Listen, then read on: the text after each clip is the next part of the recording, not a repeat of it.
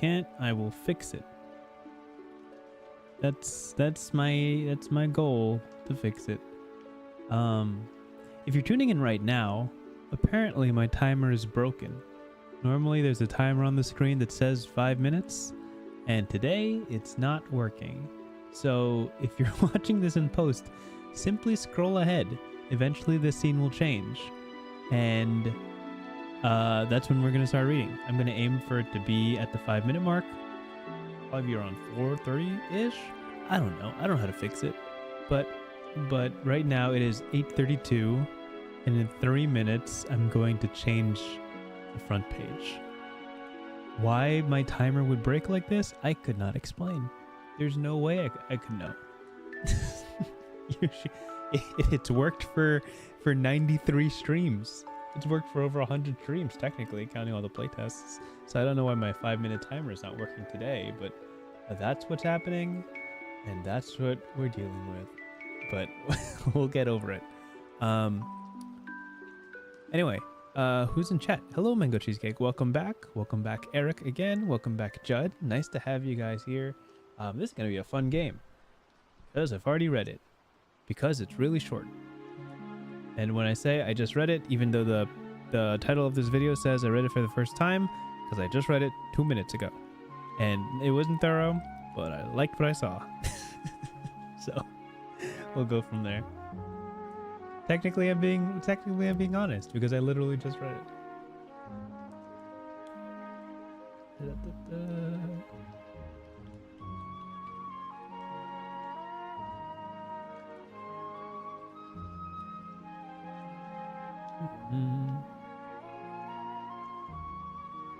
Would it be a bad idea to eat some crackers right now? Probably. I will not do that.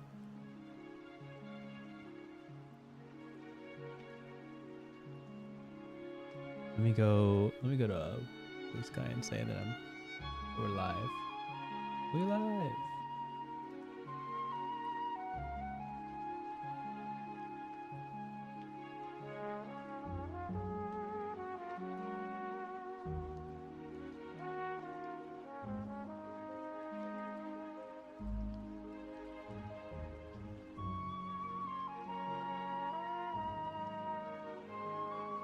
Okay, the clock says 8:34 right now. I will start in 1 minute.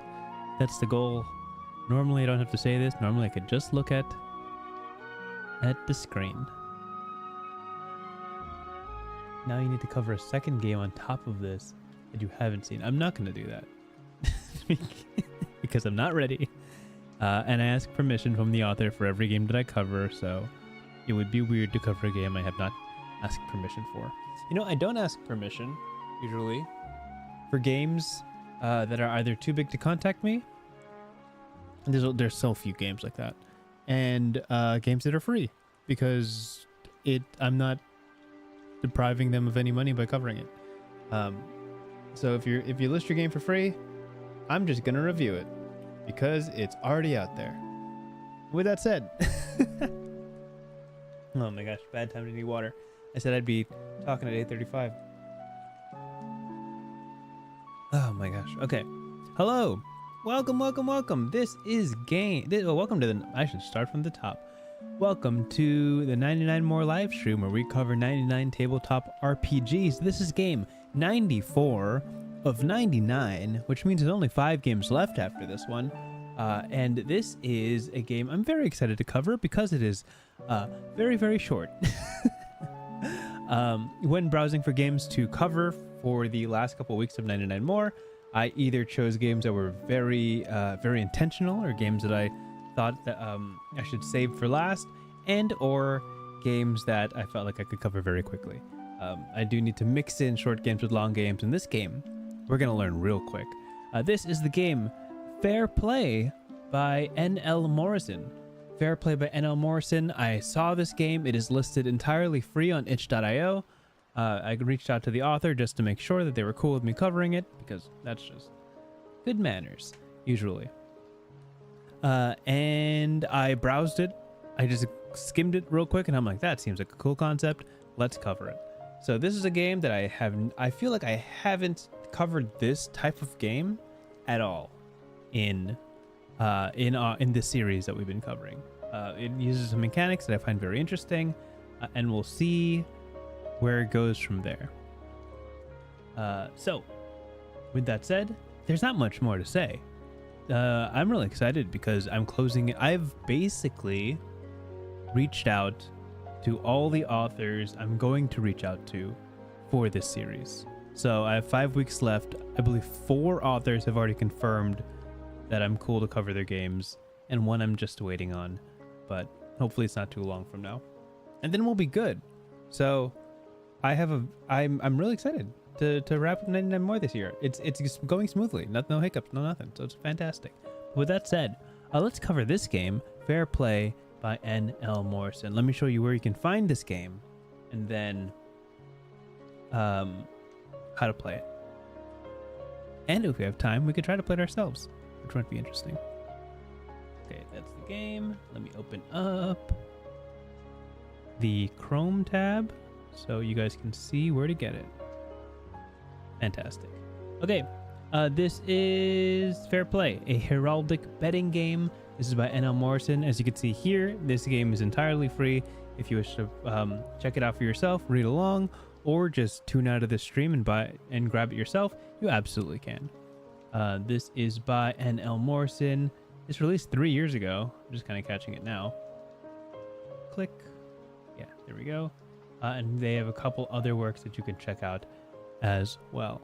N.L. Morrison. You can find them on Blue Sky, which is where I found them. With that said, let's jump into the game.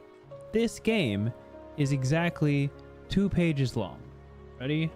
1, 2, and that's it. So it's going to be a very fun, easy game to cover. We'll read through the entirety of the game, and if we have time, we'll play a round of Fair Play and see how it plays out. So, from the top, also the art is very charming. From the top, roll for a knight's primary and secondary colors and their weapon of choice. We could draw in this game. Would you look at that? And their weapon of choice. Knights have a shield with their crest emblazoned upon it and 1d6 renown. Okay, yeah, let's do it. I'm down to do it. Let me see if we can get a notepad going just so we can take note of everything we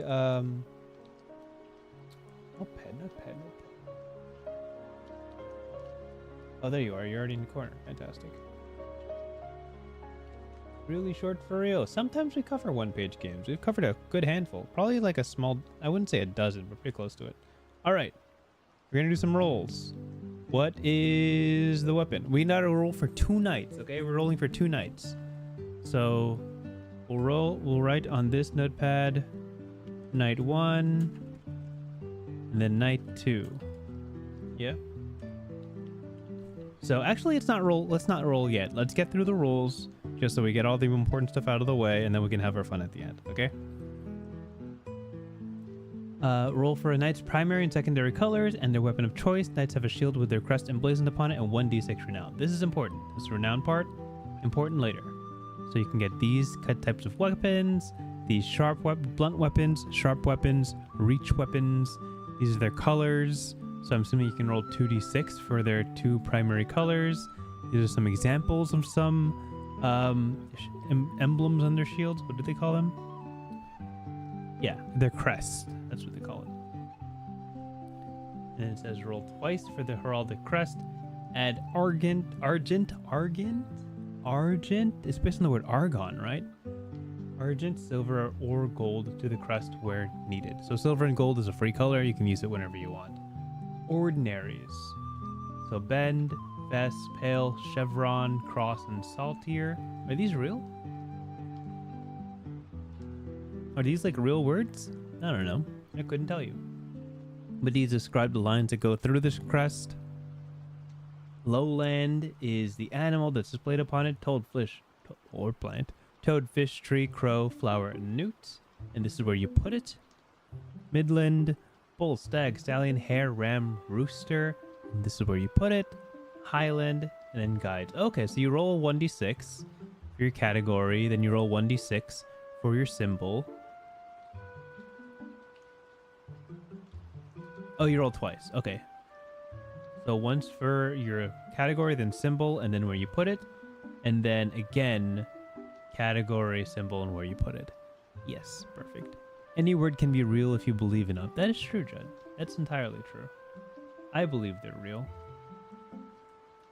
And as the saying goes, I believe, therefore it is. Or something like that. Anyway. Okay. How to play. Look at that. We're already done with one page. In this game, players take up 2 teams, each betting on a tool of generated knights. These knights of various renown face off for glory and recognition. As knights battle, prediction-based narrative control is passed between each team. A gambling dice game determines the truth. The fiction growing as more complications are thrown in. So this is a adversarial game. Understand that the players will be competing against each other. This is not a team effort. Unless there is more than 2 people, then there have to be people on each side, so to speak. There have to be like teams, team 1 and team 2. From 0 to hero, a knight's renown represents how well known the knight is at the start of the duel. But do not be mistaken, renown says nothing as to if the knight is vilified or praised in their pursuits. The knight with the highest renown in a fight is considered the favored, whereas the lower renown knight is the long shot. So there's a favored one and the long shot. And if you remember from the beginning part, when you make a knight, you roll 1d6 renown. So it can be anywhere between 1 and 6. The higher renown is favored, the lower renown is the long shot. Favored knight acts first, long shot breaks ties. Starting the bet. At the start of the duel, each player places a bet on one of 2 knights. Bet coins are placed into a collective pot. If a gambler bets on the long shot knight, they are paid twice their bet. If a gambler bets on the favored knight, they are paid their bet plus half. So there's a 2 times multiplier or a 1.5 times multiplier. So if you bet on the one with less chance to win, then you earn more. But theoretically, in this game, I'm pretty sure the knights are equally skilled in terms of their abilities. Oh wait, they're not. I lied. This comes later. So basically, the knight that has less likely chance to win, you have a higher payout if you bet on them. So this is how the game is actually played. So this is the setting. There's 2 knights with different amounts of renown, and you're betting on one or the other. The one with the higher renown has a higher chance of winning. Paraphrased. The one that has lower renown or long shot has a lower chance of winning. That's basic understanding. But you can earn more through gambling if you bet on the long shot knight. So this is how you actually play. During each round, there is an acting team and a refuting team. The acting team predicts their knight's actions and what advantages the knight might earn. So, if you see here, the favored knight always acts first. So, the acting team would be the first knight. The acting team predicts their knight's actions and what advantages the knight might earn. So basically, how are they going to attack, right? How is the favored going to strike? Downwards thrust into the kneeling opponent, scoring a graceful hit. This is a kind of just fluff and flavor, what it looks like when they win, so to speak. Then the refuting team opposes their prediction with a complication and what disadvantages it implies, such as kicking up sand in the acting knight's face and striking them with a hammer. So this is how the long shot knight kind of complicates the situation. So this is the favored knight, this is the long shot knight, right? It's basically horse betting logic or something like that. Yeah, basically. Eric, that's a good way to put it. Now here's where the mechanics get interesting, and this is where it becomes a betting game, so to speak. The acting team may roll a number of dice up to their renown score associated with their knight. So if your renown score is 3, you can roll 3 dice. 1 dice is rolled at a time, adding the cumulative totals to the score for the round. So say you roll a 2, then a 4, then a 3. That would be a total of 9, right? At any point, the team may stop rolling. The opposing team then does the same. So, say you have 5 renown, right? So you roll 1 die at a time. It's all d6s, by the way. So you roll maybe a 5, and then a 2, and then a 3, then a 4, and then a 2. And that gives you a score of 16, right? And then the opposing team, which has lower renown, maybe like 3, would roll 3 dice. And they roll a 4, a 2, and a 3, right? That gives you a 9. That means the acting team wins.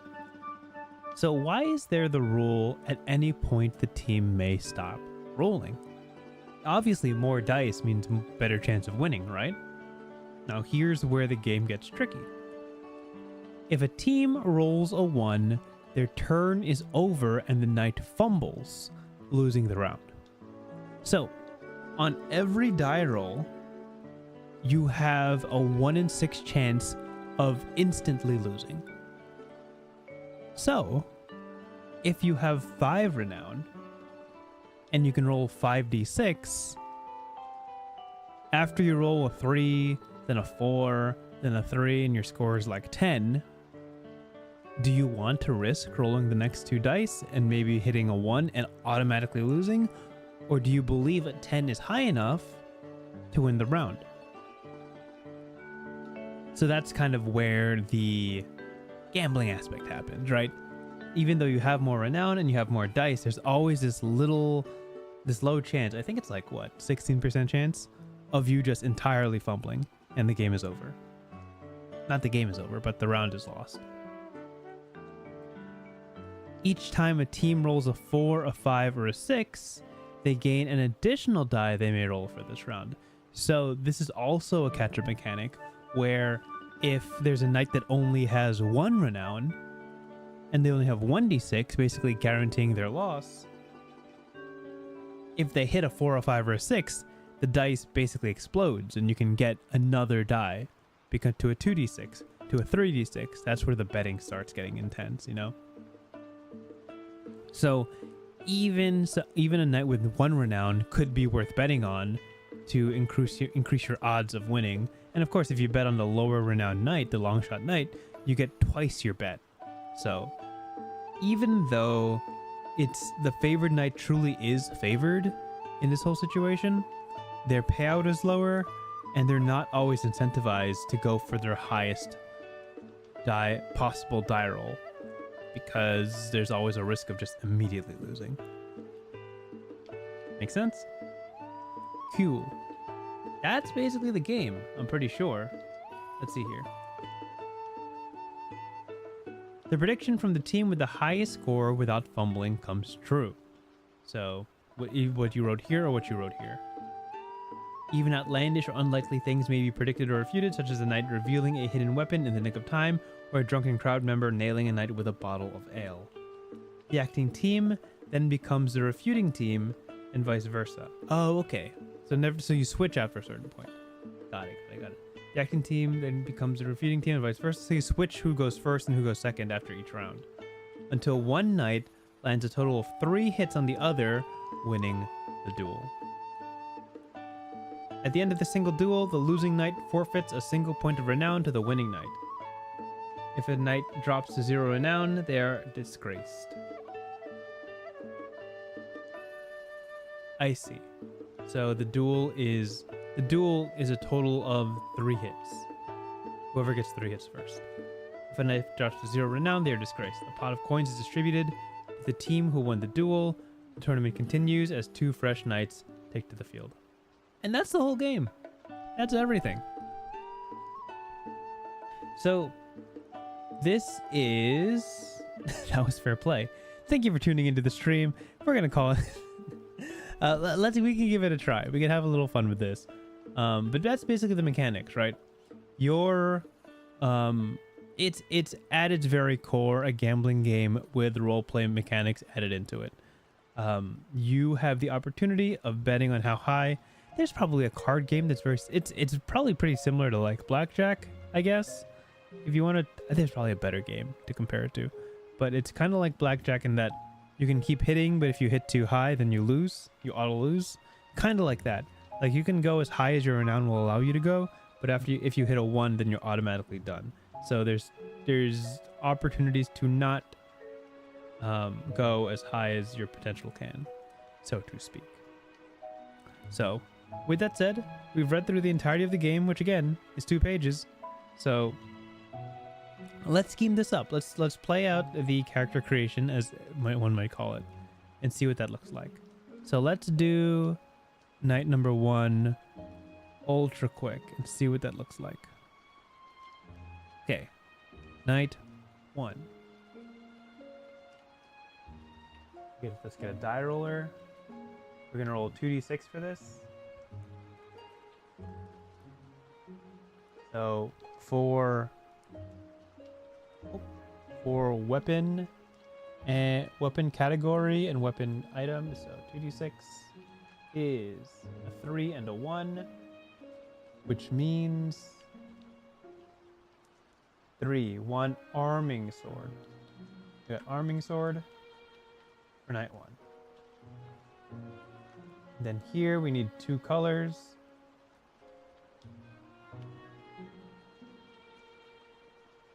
Two colors. Roll again. That is 3 and a 6.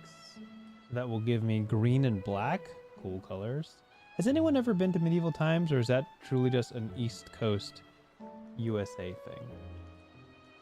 There's this thing called medieval times in a state called New Jersey. For anyone who doesn't live in the States. And they basically simulate a joust in like this big old Coliseum stadium type thing that they have that exists in New Jersey. And it's very entertaining because I feel like I devolve into a heckling peasant every time I go, because they assign you a team and you just root for those guys. You just root for those guys. And obviously everything is premeditated, so to speak. Like the winner is planned, and then there's a twist ending where the winner gets killed basically, and then an evil knight shows up, and then a different knight beats the evil knight. That's the plot line. It's not really a spoiler because the fun is not knowing who's gonna win. But there's these jousting matches, and they're all fighting for the queen, and sometimes they do really well, and sometimes they don't. And no matter how well you do, you gotta ham it up for your knight, because your knight is the one. You're just like, you know, who it's your guy, right? You're in their corner. The flags near you are his color, so you just gotta root. And my friends and I always pop off all the time. Anyway, the animal the animal we have is the bull. For this night. Green black bull. Let's just leave it at that. Let's not do positioning, but we can. This would tell you also where to position it and stuff. So let's leave it at that. And then we'll do night 2. Let's roll 2d6 for the weapon. 4 and 2 is sickle. Their colors. I'm gonna roll another 2d6. You know, I said like 30 streams ago that I would have like a dice rolling overlay. That never happened. I don't think it will. I'm too far gone to start updating my streaming system, because I feel like it could all break in a second. Then my symbol. I need a 2d6 for this.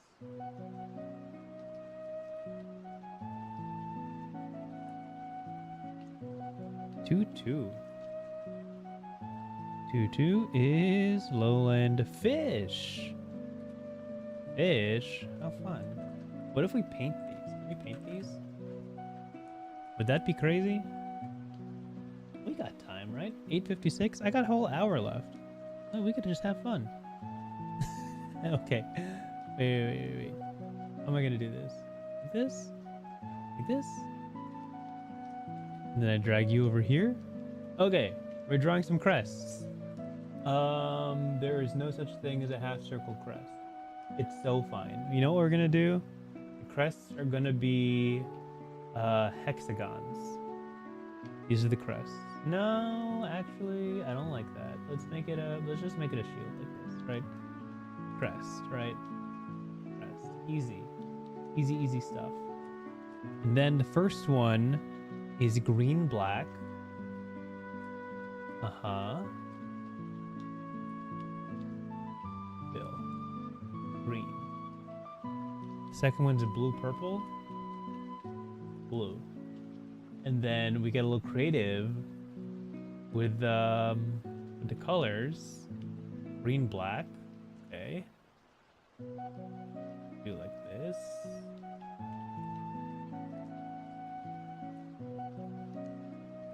That it's like the Green Ranger from Power Rangers. This is what you came here to see, right? Me playing in paint.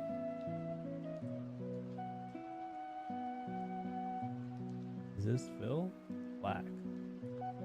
That seems neat. And the other one's purple, right? So let's do something creative with purple. I'm thinking like maybe like we'll do this. And then another one. Can we rotate this?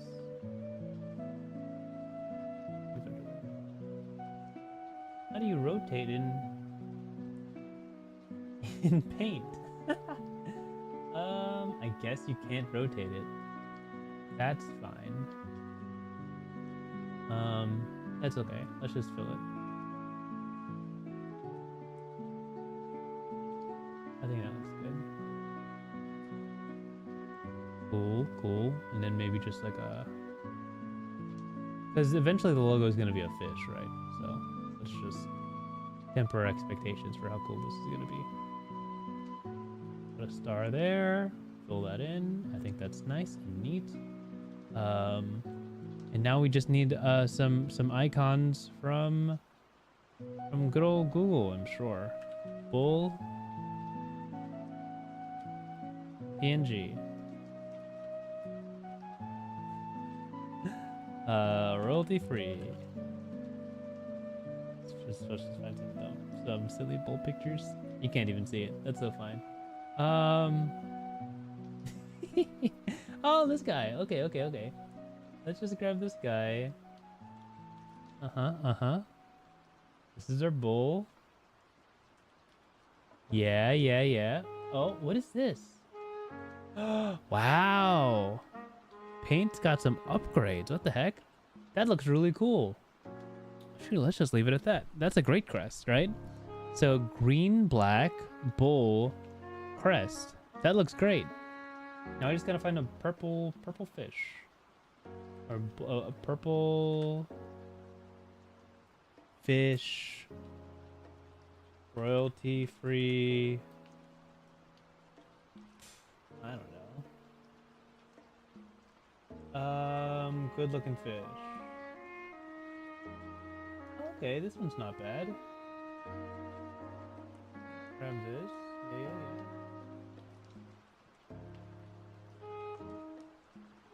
Right? That's a nice fish.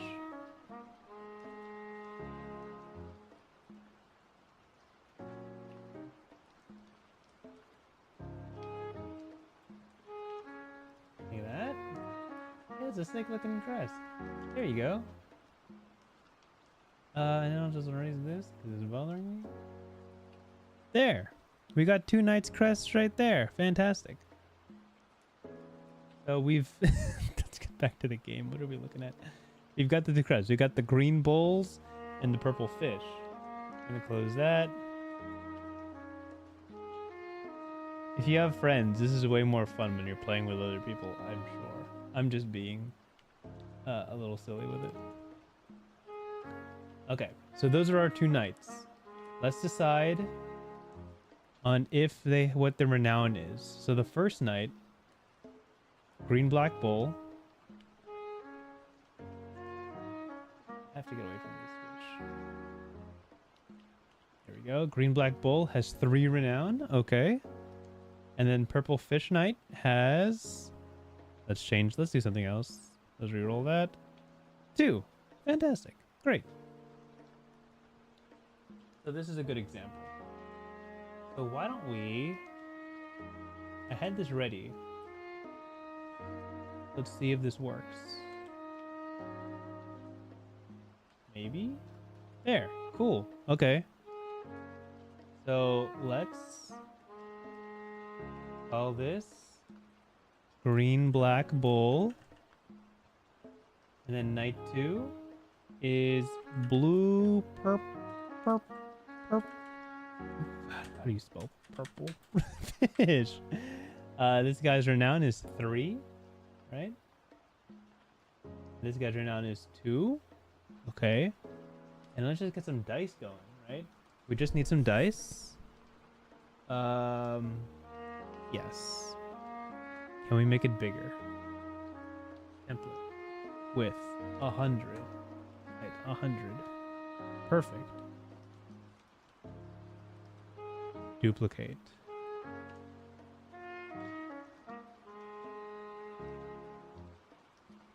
Great. And these will be bonus dice in case we roll 4s, 5s, and 6s, right?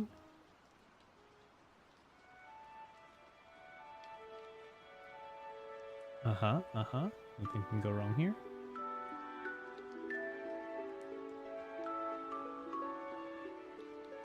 And we've got our game board, right? This is fine. 3 renown means 3 dice. 2 renown means 2 dice. So let's simulate it, right?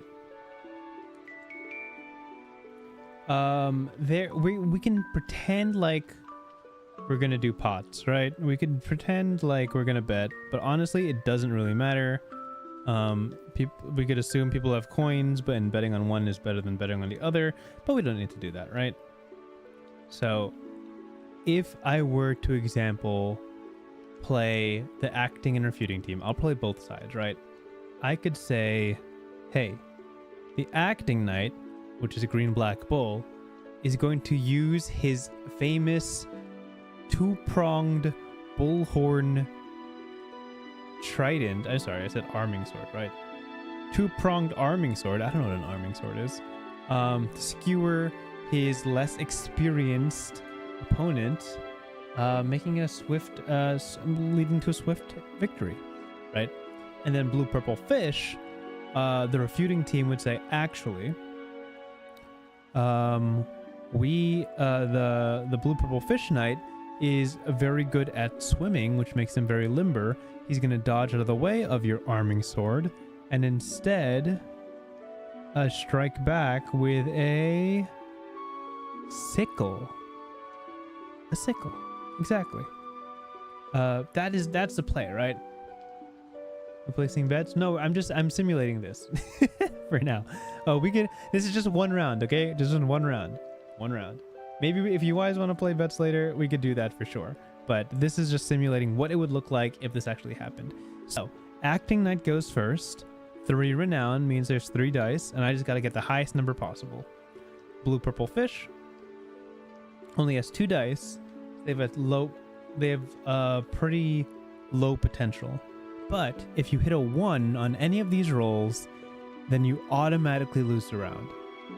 So the acting knight goes first. Obviously, there's a risk in going first because if you just lose, then the other team automatically wins, right? So there's a slight disadvantage to going first. Let's see. Green black bull is going to roll 1.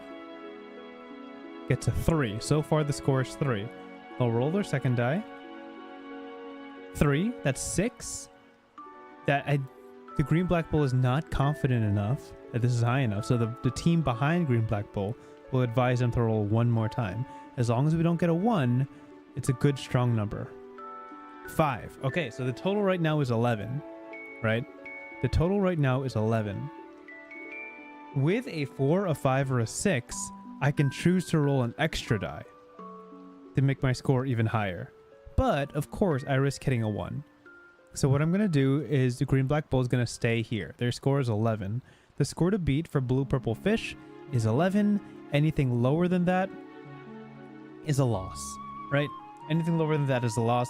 So I can just take unlimited risks until I beat 11, which is the privilege of the refuting team. So first roll, 2, second roll, 4. A 4 allows them an extra dice. 4. Okay, 2, 4, 4 is 10. A 4 allows them an extra dice. So I just need to not hit 1 and this team wins the round. Fantastic. So blue purple fish wins the round, and that's because they were able to continue to stack additional dice. I'll show you the exact ruling on that. So over here, each time a team rolls 4, 5, or 6, they gain an additional die they may roll for this round. So that's exactly what happened. So, oop, there it is. So blue purple fish win 1 round. Let's just copy, and for this, wins.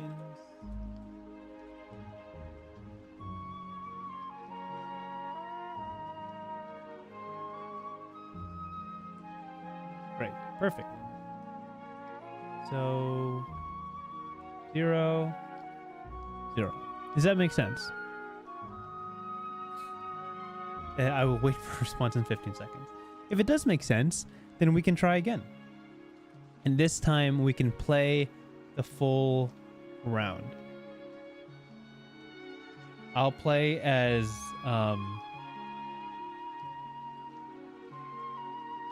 I'll play as blue purple fish, because they're blue. Entry.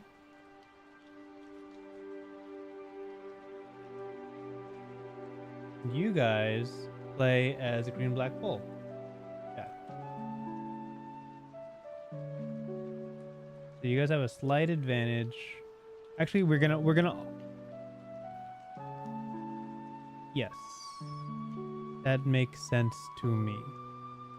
So in this hypothetical, you guys have bet on green black bull and I've bet on blue purple fish, right? This is the hypothetical. You have 3 renown. I have 2 renown. I'm believing in the underdog. You guys are believing in the current victor, the current higher renown. The, what is this called? The favored knight. And then I'm voting on the long shot knight. So let's just play around. I will be the acting knight, which means I go first, and you will be the responding knight, which means you go second. Now the chat's going to be a little bit delayed, so this might take a little bit long to roll your turns, but I'll roll first, right? I'm going to roll all my dice because I need to beat whatever high number you have. First die is 5, which gives me an additional die. I'm going to roll here. 5 plus 4 is 9. That gives me an additional die. 1, and I automatically lose the round. So that's the risk. 5 plus 4 is 9. And then the 1 is an auto lose, which means you win the duel. That's all it takes, right? All you got to do is lose once. Now, it's your turn. Chat, it's your turn to roll. You will be the acting. You go first, and then I go second. And you guys got to roll high enough, or roll a number that you're confident that I cannot beat. So I will say that blue purple fish will be real sneaky. He'll put some sand in his pockets to throw in your face and then stab at you while you're distracted, which is my strategy. But you guys are rolling first, so I'll roll your first die and you tell me if you want to continue. 5.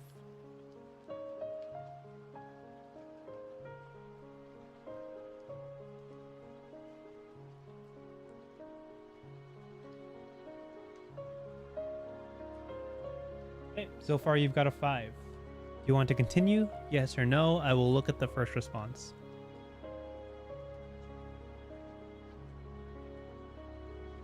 Remember, your goal is to set a number higher than what I can get. Great. I'll roll the second die. Another 5.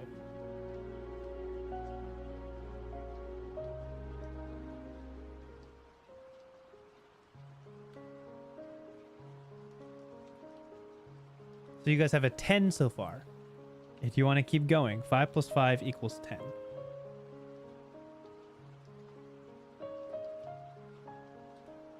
type that there. 5 plus 5.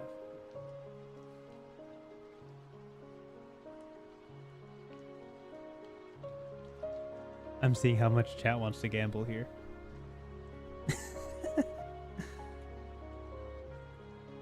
Someone's gotta tell me. Do you want to stay? Do you want to keep going? Do you think 10's high enough? Or do you want to set the number a little bit higher?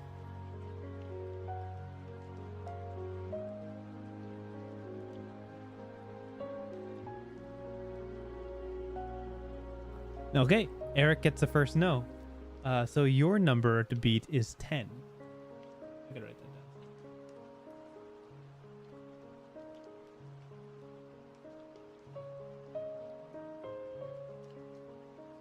So this is RGB.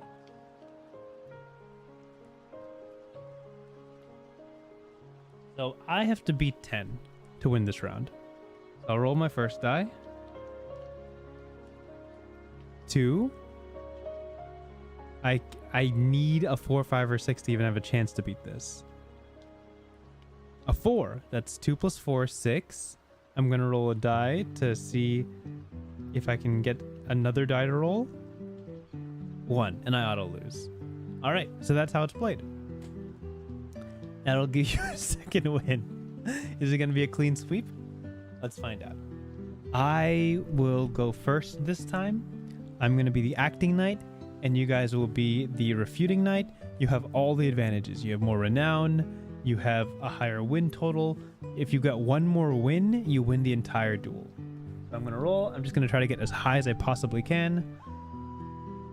A 2 and a 5. That's giving me a 7. I think you guys can beat a 7, so I'm going to roll another die. A 4 or 5 or 6 gets me another die. A 6. 2. 7, 13. Do I go higher? You guys have 3 dice. No. I'm gonna stop. I'm gonna stop. So the number to beat is 13. Okay. So for you guys, there's not really a play here. You guys just keep rolling until you can beat 13, right? So here for all the marbles for the final win will be your roll. You can narrate however this looks like if you win or lose. First roll, 4. Second roll, 2. That's 6. Third roll, 4, 6, 10.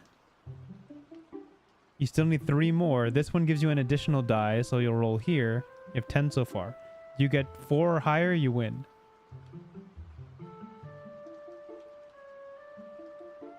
So that's 4, 6, 10, 12. That's 12. Thankfully, this 4 gives you 1 more die. As long as you guys don't hit a 1, you win this round. For all the marbles. Okay. That's 17. I should have rolled again. Oh my gosh. 4, 6, 4, 4, 6, 10, 12, 17 beats 13. You guys get the 3rd win, and the green-black bull wins the round. Wins the duel. So, as winners of the duel, you would get a payout of whatever you bet for the green-black bull. Because you were the favored knight, you would receive your bet plus half. Whatever your bet was, you would get a 1.5 times multiplier on it.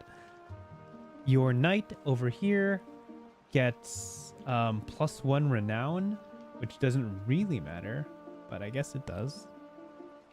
So they'd be 4 in future bouts if you want to keep them around for story reasons. But all things considered, after this round finishes, you would roll up 2 new fresh knights and start the game over. And that's how the game is played. That's fair play in a nutshell. Again, this game is all of 2 pages long. It seems really easy to teach. I would actually have a lot of fun bringing this to like a party night with my friends, just seeing where it goes, or if people get into the whole roleplay aspect of this a clear gambling game. A bucket of ice cream for the bet. Yeah, for sure. You get 1.5 buckets of ice cream for your win. That's stellar. Share that with the whole chat. Everybody in chat gets 1.5 buckets of ice cream as for your victory. Again, so this is 2 pages long, super easy to teach. We just did that. We just cooked up, where did it? Yeah, we just cooked up 2 whole nights. We got to create their crests, and then we played 2 whole rounds as we played 3 whole rounds as them. And that was all in the span of about 25 minutes. So, with that said, if you want to find this game for yourself, again, this game is entirely free. You can find it on itch.io. The exact address is in the description below. Click. Let me get rid of this notepad. Fantastic. This is nlmorrison.itch.io /Faire play. You can name your own price, and you can find all of NL Morrison's stuff in this link right here, nlmorrison.itch.io. With that said, thank you guys for tuning into this stream. I feel like that went really smoothly. I think that went really well. Next week, we are covering the game The World Is Not Yours, which, in comparison to this game, is just a little bit more introspective, probably less gambling involved. So we're gonna have a lot of fun with that next week.